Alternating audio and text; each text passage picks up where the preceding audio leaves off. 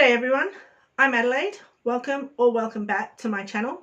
Today I'm going to be talking about how I rate my books.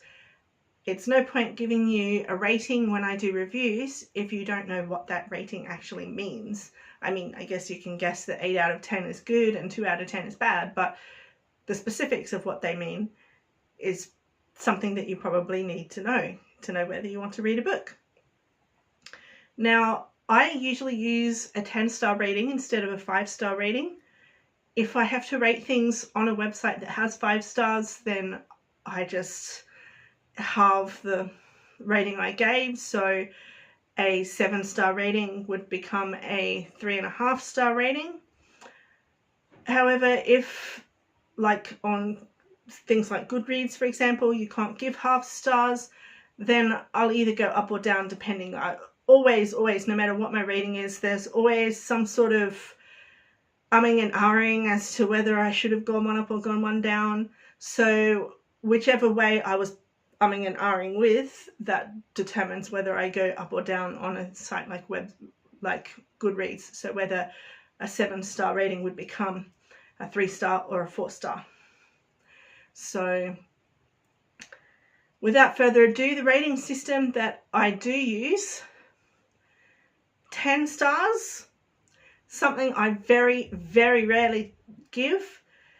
This book blew my mind and I can't stop thinking about it. I'll recommend it to anyone and everyone I come across. Anyone who'll listen will get it recommended to them. I'm obsessed. You should absolutely, definitely read that book. I hardly ever give out 10s though. Those are for the best of the best, and mostly they will go onto my permanent collection shelf when I'm done reading. The next level down is 9. This book was difficult to put down at times. I was thoroughly entertained. I'll definitely reread it, and I will be recommending it.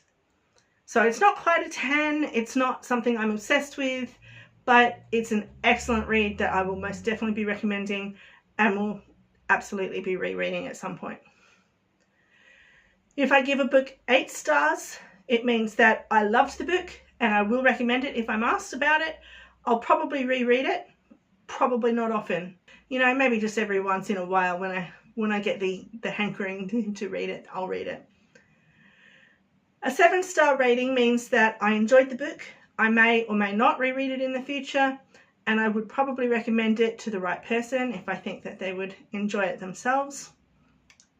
A 6-star rating means I was whelmed. I wasn't underwhelmed, I wasn't overwhelmed, I was just whelmed. I doubt I'll reread it, but I might recommend it. 5 stars means it's not my cup of tea. I won't be rereading it, but I might recommend it to someone if I think it's up their alley. So if it's a genre that I know they enjoy reading, an author that I know they enjoy reading, has tropes in it that I know that they enjoy reading, or particular writing styles that I know they enjoy, then I'll recommend it to them, but otherwise probably not. 4 stars means that I didn't enjoy it and I won't be rereading it. I probably wouldn't recommend that book either. Even if I know someone is into that particular genre or the tropes or anything like that, I probably still wouldn't recommend the book. 3 books means I was disappointed. I finished it. I'm not sure why I finished it. I didn't care for it, and I can't see myself ever recommending it. 2 stars means I had to force myself to finish the book. I definitely won't be recommending a book that I gave 2 stars to, which, I mean, would you really expect me to? Even in a 5-star rating, I wouldn't expect people to be recommending books they gave 2 stars to. If I give it 1 star, it means I couldn't finish it at that time.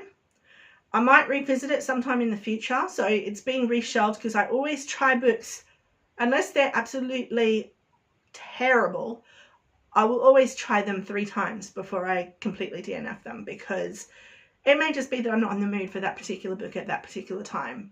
So I put it back on the shelf, I give it another try, I put it back on the shelf, I give it another try, I put it back on the shelf, I give it a 3rd try. If I still can't get through it, that's when I DNF. But, you know, there have been books in the past where I haven't been able to finish it right at that particular time. And later on I tried it again and enjoyed the book. So that's why I do that. If I give a book 1 star, it means that I may or may not recommend it in the future when I do read the full book. But for now, I'm withholding judgment. And finally, 0. If I don't rate, that basically means I'm not rating the book. And it pretty much means, DNF, you can't make me. Now, you'll notice I'm not talking about anything technical like characterization or world building or techniques or writing. I base my readings purely on my own enjoyment of the book. Also, when it comes to fan fiction, I'm a little bit more lenient than I am with books, simply because, well, there's several reasons actually. One is that they don't go through the rigorous editing process that books do. So even if there's a beta reader, the beta reader isn't necessarily a professional editor, and so there'll be mistakes they don't necessarily pick up on. There's that. Then there's the fact that a lot of fanfiction readers are either still in school or didn't finish their education. So it's a bit unfair to hold them to the same standards as a professional author who's had a lot of practice with writing. And also because a lot of fanfiction writers, English is their second language. And you can usually pick up on those because it's usually different types of errors than people who haven't had a full education. So they might get the order of the sentences back to front and things like that. It all adds up to the fact that I'm a little bit more lenient with fan fiction than I am with books. So I'm a little bit harsher on books than I am with the fan fiction. But that said, it's still based purely on my enjoyment of the story and not the technical skills of the author. I never really talk about grammar when I'm talking about fan fiction unless it is on either end of the scale. So if it's really perfect and I could see this book being published professionally, I will absolutely mention that as a positive when I talk about the story. Or if it's absolutely terrible, so terrible that I couldn't even read past the first chapter because it was so terrible I couldn't understand what I was reading, then I'll mention that. But if it's somewhere in between, usually I don't bother to mention it because of the reasons I've already gone into. People don't always have a great education. People don't always have a full education. People don't always speak English as a first language. So that's my rating. How do you guys rate yours? Love to hear it in the comments below. I've seen some quite amusing ratings when looking online for how people rate their books. So if you do have amusing ratings, I'd really love to hear about it in the comments. That's all for today. Looking forward to speaking to you guys next week. Friday, I will be doing my April-May wrap-up for fan fiction. So if you're interested in that, tune in on Friday. If you want to see some more of my content, check out the corner. There'll be something up there. Otherwise, if you enjoyed this video, please give it a thumbs up. Really helps me out. Love you guys. Bye.